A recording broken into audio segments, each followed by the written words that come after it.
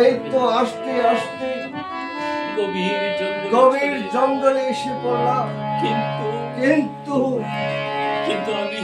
কিন্তু আমি তো চলতেই পারছি না। চলতে পারছি না। তুমি এখানে বিশ্রাম করো। আমি ওই গভীর জঙ্গলে যে কাঠ কেটে এনে আমি কিছু খাওয়ার ব্যবস্থা করি। ঠিক আছে স্বামী, আপনি যান। যতক্ষণ পর্যন্ত আপনার স্বামী ফিরে না আসবে, যতক্ষণ পর্যন্ত আপনি ফিরে না আসবে, আমি এইখানে অপেক্ষা করব। ঠিক আছে যাও স্বামী। ভাবি গো,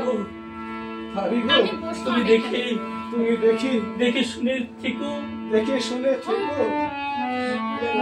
চলি ভাবি, চলি চলি।